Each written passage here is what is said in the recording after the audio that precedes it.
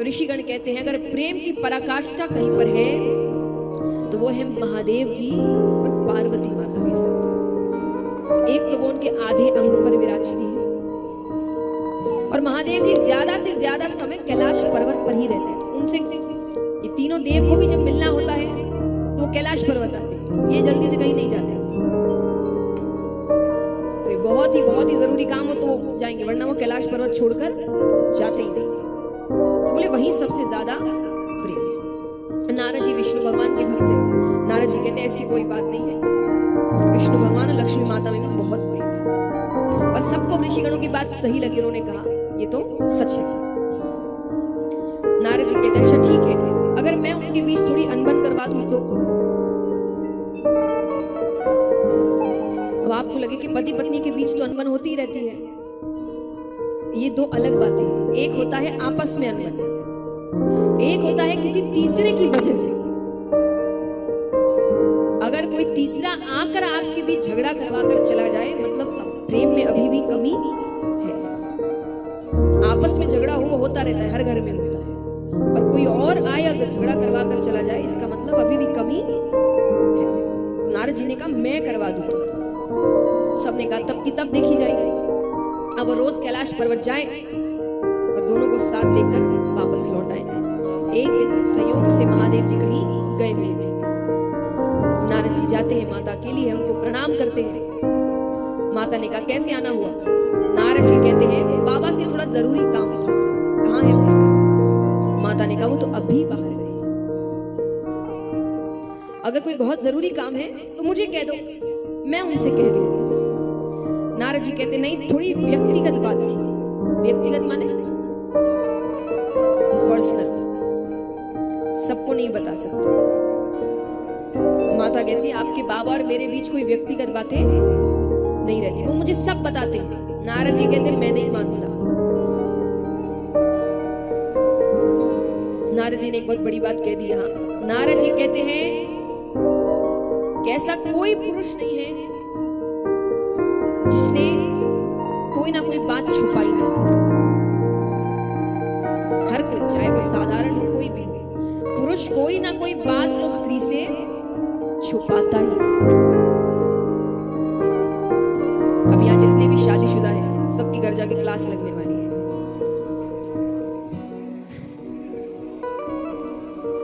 सब कहेंगे कथा में तो झूठ नहीं हो सकता, कौन सी ऐसी बात है जो मुझे आज तक नहीं बताई। अब जो है वो बता रही हूं मैं, देखिए मन से तो कुछ नहीं कह रही है। पार्वती जी कहती है कि नहीं नहीं ऐसी कोई बात नहीं है, आपकी गलतफहमी है, ये है वो है। नारद जी कहते हैं अच्छा एक बात बताइए, आपने अमर कथा सुनी है? माता ने कहा नहीं, ये कौन सी कथा है? अरे बोले बहुत गोपनीय कथा है, हर किसी को नहीं सुनाते बाबा, जिससे सबसे ज्यादा प्रेम करते हैं सिर्फ उसे ही सुनाते हैं। माता ने कहा इसका मतलब मुझसे प्रेम ही नहीं करते? नारद जी कहते वो मैं क्या जानूं, अच्छा मैं चलता हूं, बाबा से मत कहिएगा कि मैं आया था। नारद जी चले गए। अब माता केवल ये सोच रही है कि ये कौन सी कथा है, अब मुझे क्यों नहीं सुनाई, ऐसी कौन सी कथा है, इतनी गोपनीय कथा क्यों है। इतने में ही महादेव जी पहुंचते हैं तो रोज की तरह कोई स्वागत नहीं, कोई आओ भगत नहीं, कोई दरवाजे पर लेने नहीं आया। उन्हें हमेशा दरवाजे पे जाते थे। महादेव जी आके बैठ भी गए, अभी भी कोई बात नहीं था। होता ना आप घर आए तो पत्नी 10 बात पूछती है, कहाँ थे, क्या हुआ, दिन कैसा गया, ये वो कुछ नहीं, बात ही नहीं कर रही। तो महादेव जी ने बात शुरू की। महादेव जी कहते हैं कि अरे गणेश कार्तिक कहाँ है? क्योंकि जब पति पत्नी के बीच झगड़ा हो जाए तो बातें बच्चों के माध्यम से ही चलती है। तो भगवान ने भी यही कहा। भगवान कहते गणेश कार्तिक कहाँ है? माता कहती मुझे क्या पता, गए होंगे कहीं, दिन भर अपने पास बैठा के रखो। महादेव जी उनको समझ नहीं आया ऐसा जवाब क्यों। देखिए ये पुरुषों के लिए है। कई बार पुरुष कहते हैं ना कि हमें समझ ही नहीं आता कि वो कब नाराज है। हमें क्या, पार्वती माता नाराज है तो उनका कहीं का गुस्सा कहीं निकल रहा है। अब यहाँ पर महादेव जी पार्वती जी से पूछ रहे हैं कि कोई तो बात जरूर है। माता ने कहा पहले तो ये बताइए आप मुझसे प्रेम करते हैं कि नहीं? ये कोई पूछने की बात है? बहुत करते हैं, सबसे ज्यादा आपसे ही करते हैं। तो बोले फिर ये अमर कथा क्या है? देखिए उनकी नाराजगी का कारण थोड़ा और ज्यादा है, क्योंकि आपको पता है कि नहीं, पर महादेव जी आए दिन पार्वती जी को नई नई कथाएं सुनाते रहते हैं।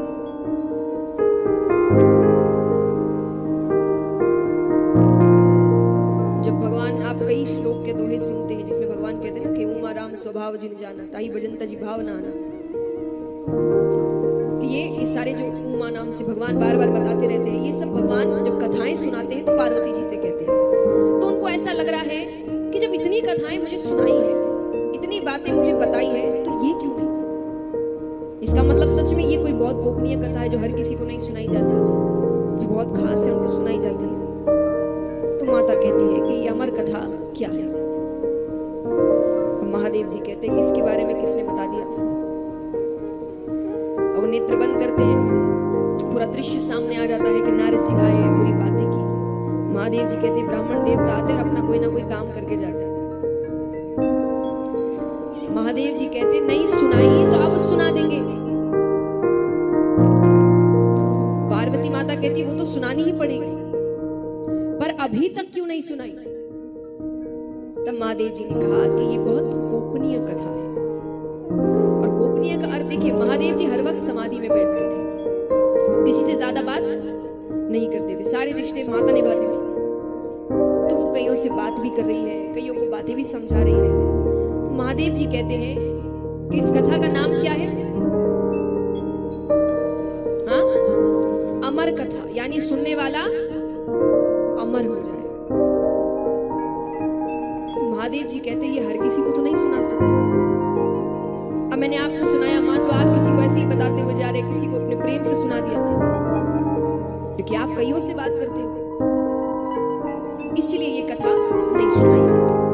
माता कहती है मैं किसी से नहीं कहूं, आप मुझे ये कथा सुनाइए। ठीक है, तो कैलाश पर्वत की ऊंची शिला पर जाकर बैठते हैं, कल्पतरु वृक्ष के नीचे।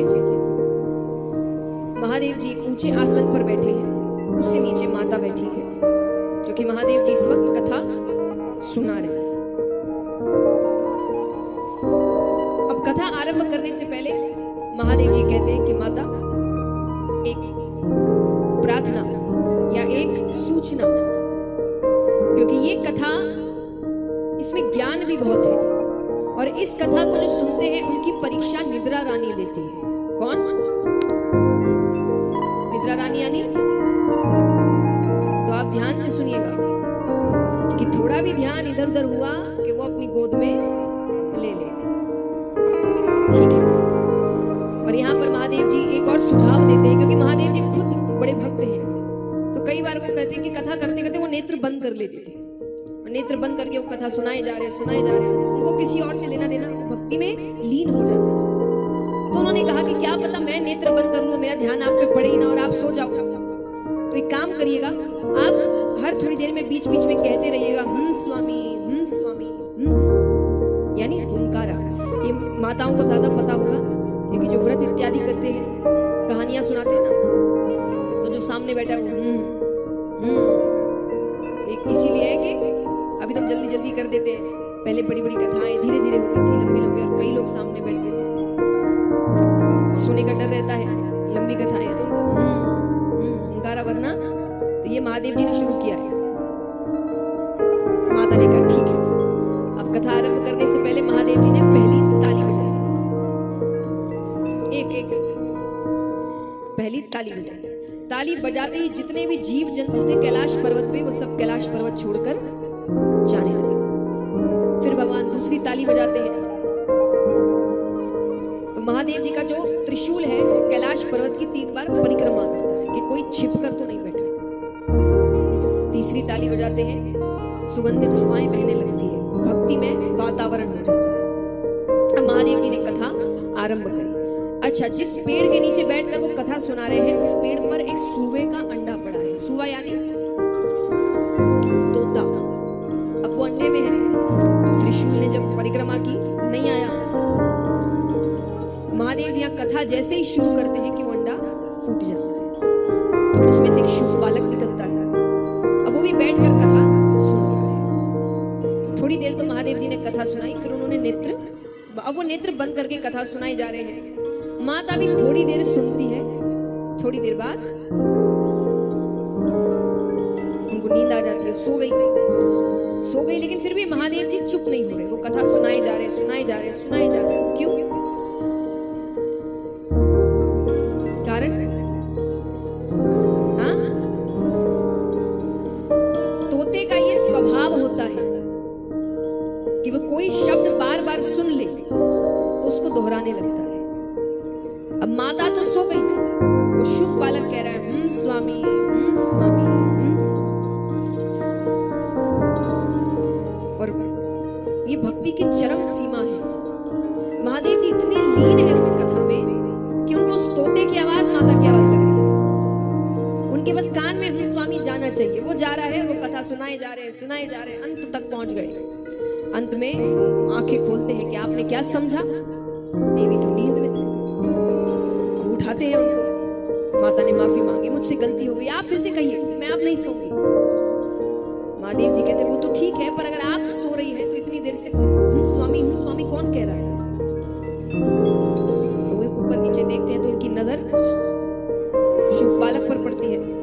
अब महादेव जी को लग रहा है कि उसने चोरी से की, माया भी है कोई, तो वो बच गया कैसे तैसे त्रिशूल की परिक्रमा से, लेकिन ये छुपकर सुन रहा है, इसने चोरी करी। अब वो बालक आगे और त्रिशूल लेकर महादेव जी पीछे।